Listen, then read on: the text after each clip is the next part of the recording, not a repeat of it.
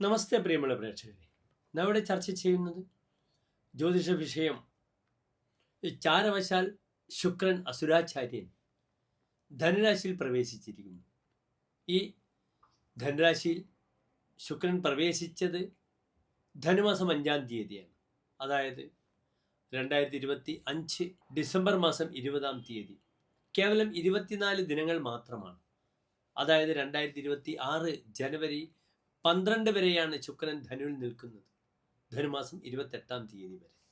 ഈ 24 ദിവസം ശുക്രൻ എപ്രകാരം ഓരോ രാശിക്കാർക്കും അനുകൂലമായ സ്ഥിതിവിശേഷത്തെ സംജാതമാക്കുന്നു എന്ന വിഷയമാണ് നാം ഇവിടെ ചർച്ച ചെയ്യുന്നത്.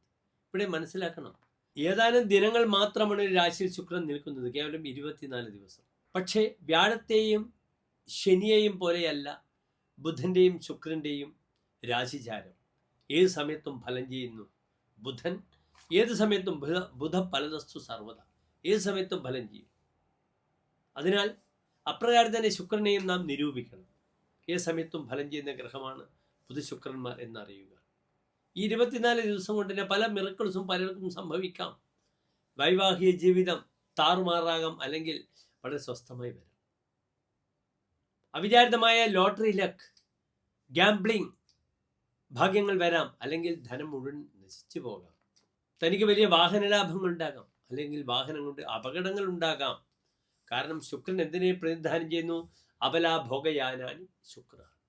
ജീവിതത്തിലുള്ള ഭൗതിക സുഖങ്ങളെയും സ്ത്രീ സുഖങ്ങളെയും സ്ത്രീ വിഷയങ്ങളെയും വാഹനങ്ങളെയും പ്രതിനിധാനം ചെയ്യുന്നു ശുക്രൻ.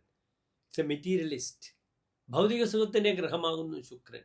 അതിനാൽ ശുക്രൻ ബലവാനാണെങ്കിൽ ഭൗതിക സുഖവുമായി ബന്ധപ്പെട്ട എല്ലാ സൗഭാഗ്യങ്ങളും നമുക്ക് ലഭിക്കുന്നതാണ്. ഭൗതിക സുഖത്തിൻ്റെ പൂർണ്ണതയാണ് ശുക്രൻ പ്രദാനം ചെയ്യുന്നത്. അപ്രകാരം വ്യാഴമാണെങ്കിൽ ആത്മീയ സുഖത്തിൻ്റെ പൂർണ്ണതയും. അതിനാൽ നമുക്ക് മേടൻ രാശി മുതൽ ഈ 12 രാശിക്കാർക്കും ഈ ചാരവശാൽ ശുക്രൻ്റെ ഈ ചാരവശാലുള്ള മാറ്റം എപ്രകാരം ശുഭാശുഭ ഫലങ്ങളെ പ്രദാനം ചെയ്യുന്നു എന്ന വിഷയമാണ് നാം ഇവിടെ ചർച്ച ചെയ്യുന്നത്. ശുക്രൻ തൗരിത്രികമാണ്. സംഗീതം, സംഗീത ഉപകരണങ്ങൾ, നൃത്തം, ഇതിനൊക്കെ പ്രതിദാനം ചെയ്യുന്നു. ആ മേഖലകളിൽ പലർക്കും ശോഭിക്കാം. ഈ മേടൻ രാശി മുതൽ മീനൻ രാശി വരെയുള്ളവർക്ക് അവർക്ക് വിദേശങ്ങളിലൊക്കെ തങ്ങളുടെ കലാപരിപാടികൾ അവതരിപ്പിക്കാം, നല്ല ആങ്കേഴ്സ് ആകാം. അപ്പം ധാരാളം സൗഭാഗ്യങ്ങളും അല്ലെങ്കിൽ ചിലപ്പോൾ ദോഷങ്ങളും ശുക്രൻ പ്രദാനം ചെയ്യുന്നു. അതാണ് സവിസ്തരം നാം പ്രതിപാദിക്കുന്നത്. ഏവർക്കും ഡോക്ടർ മാരാർജി നമ്മുടെ യൂട്യൂബ് ചാനലിലേക്ക് സ്വാഗതം.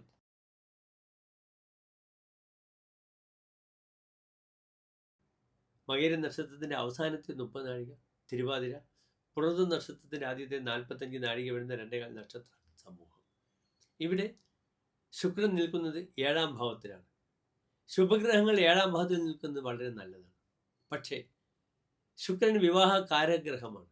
വിവാഹ കാരഗ്രഹമായ ശുക്രൻ 7-ാം ഭാവമായ വിവാഹ ഭാവത്തിൽ നിൽക്കുന്നത് നല്ലതാണോ? നല്ലതല്ല. പ്രിയ കലഹ അസ്തഗതേ സുരദീപ്സു. തൻ്റെ പ്രിയമായിട്ട് ഭാര്യയുമായിട്ട് കലഹിക്കുമെന്നൊരു ഫലം പറഞ്ഞിരിക്കുന്നു. 7-ാം ഭാവത്തിൽ ശുക്രൻ നിൽക്കുമ്പോൾ സുരദേപ്സുവാണ്. ഇയാൾക്ക് സുരതത്തിൽ താല്പര്യം വരും. ഫിസിക്കൽ റിലേഷനൊക്കെ വലിയ താല്പര്യം വരും. അപ്പോൾ ഭാര്യയുമായിട്ട് കലഹിക്കുമ്പോൾ അന്യ സ്ത്രീകളുമായി ബന്ധപ്പെടുന്ന സൗഹൃദങ്ങൾ, വിഷയങ്ങളൊക്കെ ഉണ്ടാകും. ഇവിടെ പുനർവിവാഹത്തിന് അനുകൂലമായ സമയമാണ്.